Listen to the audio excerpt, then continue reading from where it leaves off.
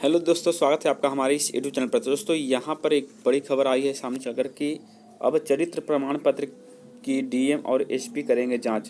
तो दोस्तों, ये है यहाँ पर संविदा पर नौकरी वालों के लिए, लेकिन जो परमानेंट जॉब करने वाले हैं बिहार एसएससी में या फिर बिहार बीपीएससी, जो भी बिहार के सरकारी दफ्तरों में जॉब करना चाहते हैं, तो उनके लिए जो चरित्र प्रमाण पत्र बनता है दोस्तों, उसी के आधार पर ये भी होगा। तो चलिए दोस्तों, आज हम बताते हैं कि किस तरह का जो है चरित्र प्रमाण पत्र जो है दिया जाता है आपके ज्वाइनिंग के वक्त। ठीक है, तो चलिए स्टार्ट करते हैं। तो दोस्तों, ये है बिहार सरकार के सामान्य प्रशासन विभाग का एक लेटर है, जिसमें बताया गया है कि किस तरह के जो है आधार पर जो है आपको चरित्र प्रमाण पत्र बनाने होंगे। तो देखिए, यहाँ पे बताया गया है कि विभिन्न सेवाओं संवर्गों के पदों पर संविदा के आधार पर नियोजन हेतु उम्मीदवारों के चरित्र एवं पूर्ववृत्त सत्यापन के संबंध में, यानी दोस्तों कैरेक्टर सर्टिफिकेट जो बनाने होते हैं उसी के संबंध में ये है।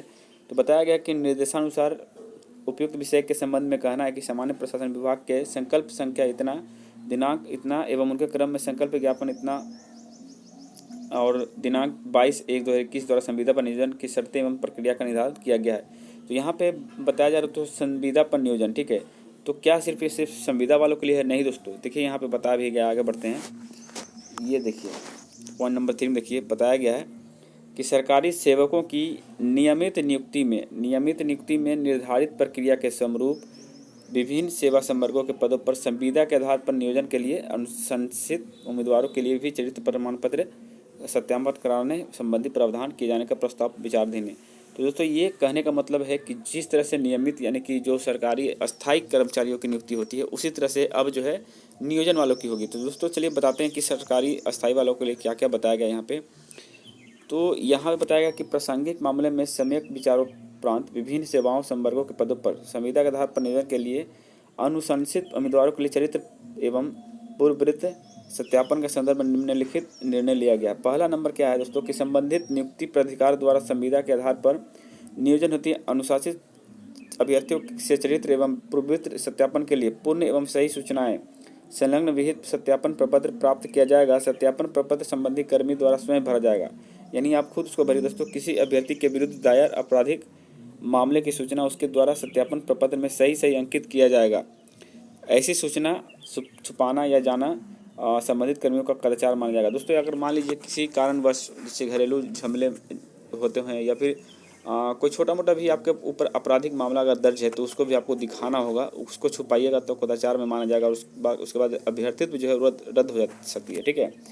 दूसरा नंबर पॉइंट है कि अनुशंसित अभ्यर्थियों से प्राप्त चरित्र एवं पूर्ववृत्त सत्यापन प्रपत्र को सत्यापन हेतु संबंधित जिला पदाधिकारी से पुलिस या फिर अपराध अनुसंधान विभाग को उपलब्ध कराया जाएगा। ठीक है।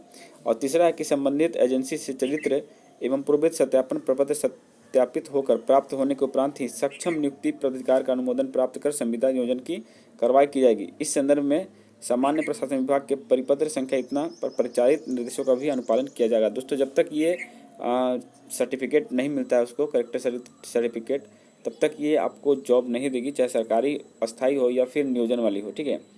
कृपया उपयुक्त निर्देशों से अपने अधीनस्थ पदाधिकारी कर्मचारियों को अवगत करते हुए उनका अनुपालन सुनिश्चित कराने की कृपा की जाए। ये है दोस्तों सत्यापन के बारे में, नीचे डिटेल में देखिएगा।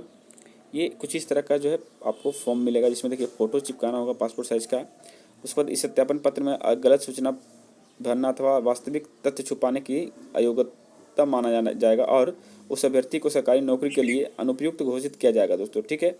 यदि इस प्रपत्र को पूरा करने व प्रस्तुत किए जाने के बाद अभ्यर्थी की हवालत में डाला जाता है या गिरफ्तार किया जाता है, तो उस पर मुकदमा चलाया गया हो, तो उस पर अर्थदंड लगाया गया हो, यानी उस पर कोई भी दोषारोपण हो, बहिष्कृत किया गया हो या अथवा उसे दोष मुक्त आदि किया गया हो, तो इस आशय की सूचना तत्काल उस पदाधिकारी को भेजी जाए जिससे यह सत्यापन प्रपत्र भेजा गया है। ऐसा न करने पर यह माना जाएगा कि अभ्यर्थी वास्तविक तथ्य छुपा रहा है। दोस्तों, ये बात आप समझ में आ गया होगा दोस्तों आपको, कि यदि इस प्रपत्र को पूरा भर करने व प्रस्तुत किए जाने के बाद, मान लीजिए अगर आप इसको प्रस्तुत कर दिए, उसके बाद भी आपके ऊपर से इस तरह का मुकदमा वगैरह कुछ हो रहा है, तो आपको बताना होगा, नहीं तो आपकी जो है अभ्यर्थित्व जो है रद्द हो जाएगी। यदि व्यक्ति की सेवा के दौरान किसी भी समय यह पता चलता है कि उसने सत्यापन प्रपत्र में कोई गलत सूचना भरी है या स्वाभाविक तथ्यों को छुपाया है, तो उसकी सेवाएं समाप्त कर दी जाएगी। यानी कि आप गलत तरीके से अगर फॉर्म भरते हैं या कैरेक्टर सर्टिफिकेट बनवा लेते हैं, तो आपके साथ बाद में प्रॉब्लम हो सकती है। और देखिए उपनामों सहित यदि कोई पूरा नाम, यदि आपने कभी अपने नाम अथवा कुल नाम में अंशतः कुछ जोड़ा या निकाला हो तो विनिष्ट निर्दिष्ट करें। यानी कि कोई कैंडिडेट ये होता है कि अपने नाम में परिवर्तन करता है, जैसे नाम है उसके साथ टाइटल बदल देता है या फिर उसके साथ कुछ और चीज़ ऐड करता है या फिर कुछ निकाल देता है, तो वो भी आपको बताना होगा। छुपाने के लिए बहुत कुछ किया जाता है दोस्तों, लेकिन आपको छुपाना नहीं है। वर्तमान पूरा पता अर्थात गांव, थाना, जिला अथवा मकान का नंबर, सड़क जो भी है, घर का पूरा पता, और मूलतः पाकिस्तान, बांग्लादेश का निवासी है तो उस देश में रहने का पता तथा वहाँ से भारत आने की तारीख का उल्लेख करना पड़ेगा। ठीक है, यानी कि विदेशियों को भी यहाँ जॉब मिल सकती है। आगे आते देखिए, गत 5 वर्षों के दौरान उस स्थान के ब्यौरा दें जहाँ आपने एक समय में 1 वर्ष से अधिक अवधि के लिए निवास किया हो। जैसे कि कहीं मान लीजिए बाहर आप रहते हैं तो आप 1 वर्ष से अधिक रहें तो उसके बारे में ब्यौरा देना होगा।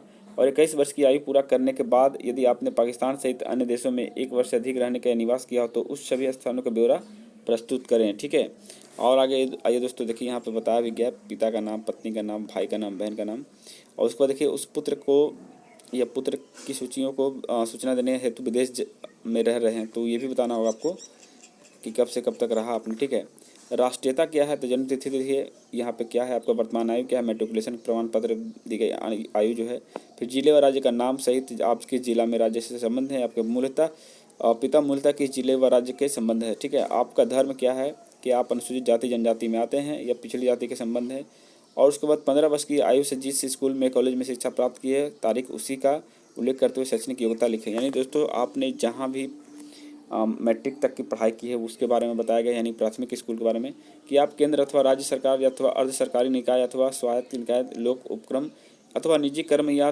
संस्थान में सेवारत रह चुके हैं, यानी कि कहीं पे आप जॉब किए हैं, सरकारी हो या प्राइवेट, तो उसके बारे में ही बताइए यहाँ पे कि कहाँ से कब तक जॉब किए हैं, तो ये बताना पड़ेगा दोस्तों। यानी कि जो सरकारी गवर्नमेंट वाले एम्प्लॉय होंगे उनको भी यहाँ पे बताना होगा कि हमने यहाँ पे किया है और यहाँ पे पद की स्वीकृति हुई थी, मेरा वेतन नियुक्ति का पूरा नाम ये है, और पूर्व सेवा छोड़ने के कारण बताइएगा। तो जब तक ये सेवा नहीं छोड़िएगा तब तक आपको ज्वाइनिंग लेटर नहीं आएगा और ना ही इसमें आप डॉक्यूमेंट वेरिफिकेशन में शामिल हो सकते हैं। तो जो भी जॉब करते हैं दोस्तों सबसे पहले वहाँ पे रिजाइन मार के ही यहाँ पे आना पड़ेगा। ठीक है, आगे बढ़ते हैं दोस्तों। क्या पिछली सेवा भारत सरकार, राज्य या किसी उपक्रम स्वामित्वाधीन या भारत सरकार या राज्य सरकार न्यायिका के नियंत्रणाधीन थी, तो ये भी बताना पड़ेगा। क्या आपके 1 माह के नोटिस पर कभी सेवा छोड़ी थी, क्या आपके विरुद्ध कोई अनुशासनात्मक कार्रवाई की गई, यानी कि आपने जो सेवा छोड़ी या जॉब छोड़ी, ठीक है, वो कारण क्या था, वो कारण आपको यहाँ पे मेंशन करना होगा।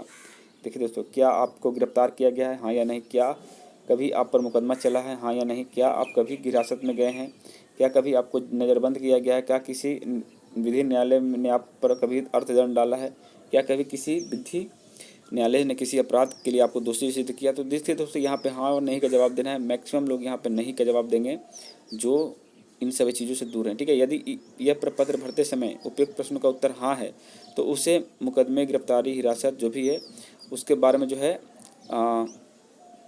आदि के बारे में और विश्वविद्यालय, शैक्षणिक प्रगति आदि के बारे में लंबित मुकदमे की प्रकृति के पूर्ण ब्यौरे दें, यानी कि आपने कब तक क्या किया उसका पूरा डिटेल यहाँ पे देना होगा। कृपया इस प्रपत्र के प्रारंभ में लिखी चेतावनी को भी देखें। प्रत्येक प्रश्न का विशिष्ट उत्तर हाँ या नहीं जैसा भी मामला हो काट कर दिया जाए। ठीक है, आगे बढ़ते हैं दोस्तों। अपने क्षेत्र के ऐसे 2 व्यक्ति का नाम अथवा हवाले लिखें जो आपको जानते हैं, जैसे आप अगल बगल के कोई पड़ोसी हो या फिर अपने घर के परिवार का भी नाम लिख सकते हैं।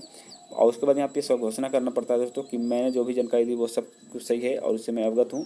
और यहीं पे जो है यहाँ पे बताया गया कि सरकारी नौकरी में अयोग्य माना जाए या फिर मानी जाए, यानी कि मान लीजिए अगर कोई गलत काम करते हैं तो आप इस स्थिति में अयोग्य मान सकते हैं। यहाँ पे आपका सिग्नेचर, तारीख और स्थान देना पड़ता है दोस्तों, और ये कार्यालय द्वारा भरा जाएगा। ठीक है, और यहीं पे वो अपना सिग्नेचर करेंगे। तो दोस्तों ये था आज का लेटर और ये था सत्यापन से रिलेटेड दोस्तों, जो कि आपका चरित्र प्रमाण पत्र जब बनता है तब, तो यानी कि जाहिर सी बात है दोस्तों डीएम और एसपी द्वारा ये बना जाएगा। देखिए तो इसका मतलब साफ जाहिर होगा दोस्तों कि अब चरित्र प्रमाण पत्र जो है वो डीएम और एसपी करेंगे जांच इसकी। ठीक है, तो यही कुछ था दोस्तों। तो जो भी कुछ अगर मान लीजिए कोई कैंडिडेट हैं बिहार एसएससी के खास करके और उनके ऊपर कोई मुकदमा या फिर किसी तरह का कोई केस दायर हुआ हो तो वो पूरा ब्यौरा जरूर देंगे, नहीं तो उनके साथ फिर बाद में दिक्कतें आएगी और उनको जॉब से बाहर भी किया जा सकता है। तो आज के लिए बस इतना ही काफ़ी दोस्तों, फिर मिलेंगे नए वीडियो में नए अपडेट के साथ। जय हिंद, जय भारत।